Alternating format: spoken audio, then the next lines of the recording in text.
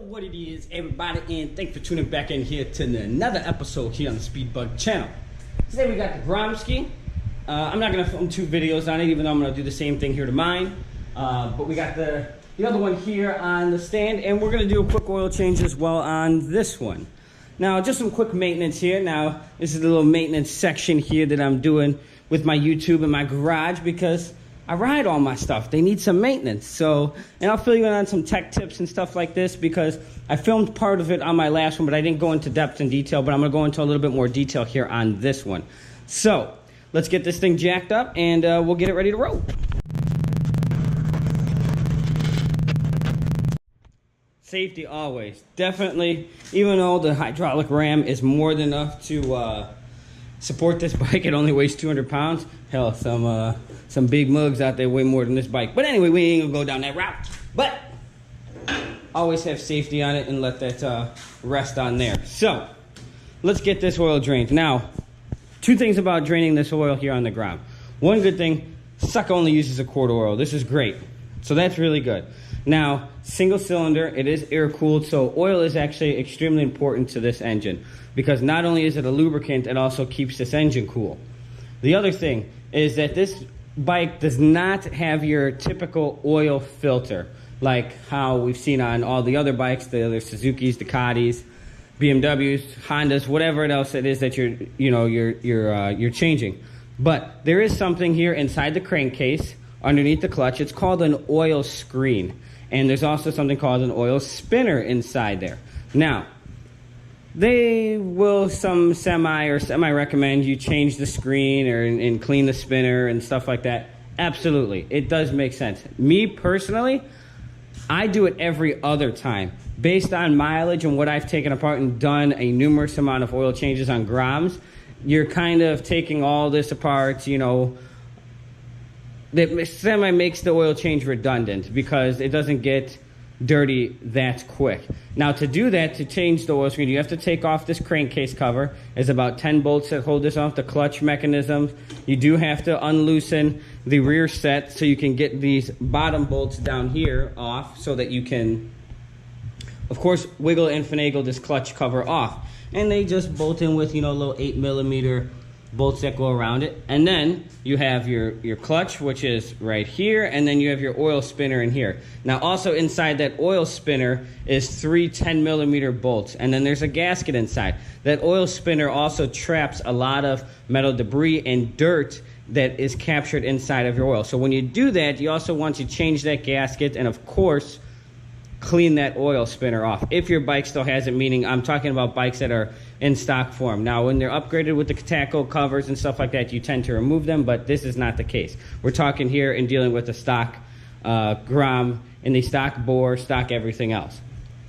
Then at the bottom, there is an oil screen located right by the drain plug. Then that's like access, kind of like your oil filter. Typically, if you use a blowgun with air, blow it out, clean it with a rag and stuff like that, put it together, you can see through it. There's no need to replace it. Why spend the $3 or $4? Just clean it and take care of your shit, keep your oil changed. And again, these things will last long. You can see on other guys and YouTube videos and such like that they've traveled across country with this thing. Again, oil is key to an engine like this because it not only acts as a lubricant, it also acts as its cooling properties as it drives through the air and it goes through the air and the fins and stuff cool it. But the factory engine oil that comes in this thing, I don't really think that it was all that great. It was a semi-synthetic or not even synthetic at all because I noticed a dramatic change in the way the engine operates after switching it over to full synthetic. And now I've used AMSOIL and Royal Purple, Mobile One, Castrol. Realistically, it's whatever I can get my hands on that's actually at the cheapest. And right now, today we're going to use some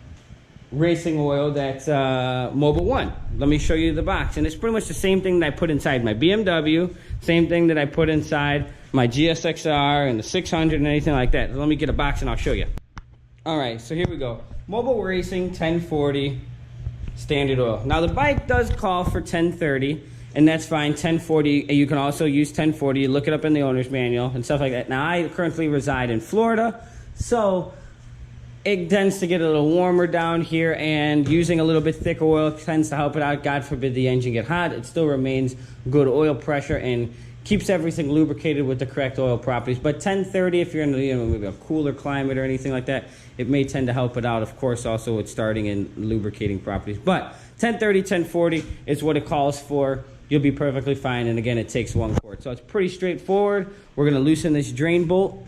It's here at the bottom. We'll put our pan down there, let it all drain out, and then fill it back up with 1 quart of oil. And that's pretty much it for this oil change. But the next one, the next oil change is when I'm going to take all these bolts out, clean the oil spinner, clean the screen, make sure there's nothing bad going on inside of there. And then, because this one's not upgraded, maybe we'll throw a high-performance clutch in or some springs or anything like that since we're already in there. They're so cheap for these things, it's ridiculous. So it only makes sense to if you're going to start to play with it and stunt it. And, of course, I think that's what this one's going to start to end up doing. So let's do this, and let's get this drained out pretty quick.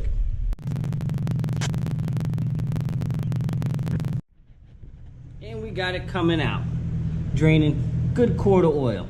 Now, I usually do, depending on how hard you ride, if it's wide open throttle, again, like I said, I can't stretch enough. Oil is super important for these things. So about every 2,500, 3,000 miles, change the oil.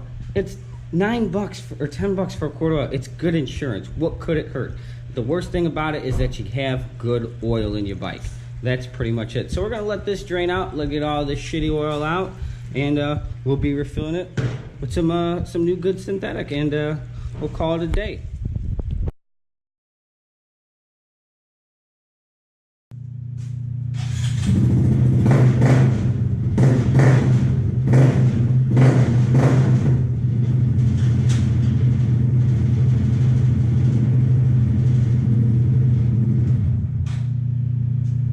Right, and now we'll go ahead and give it a quick oil check. Check it out here on the dipstick. See what we got. Are we full? Again, as I mentioned in my other video, because I know this bike is on a slight slant, so I know where it reads out when it's full and when it shouldn't be. And we are full. Of course, make sure you're in your crosshairs of your dipstick, and you should be good. So that's going to pretty much sum it up. And then, of course, next time we do this, we'll take the crankcase off, replace the gasket for the oil spinner, clean the oil screen, and, of course, check the gaskets and anything else to see if they're ripped. If they're ripped, we'll replace them. If not, we'll reuse them. But that's going to conclude it here for today's video. If y'all like what you saw, again, don't forget to subscribe, and we will check you here for another episode here on the Speedbug channel. Deuces out.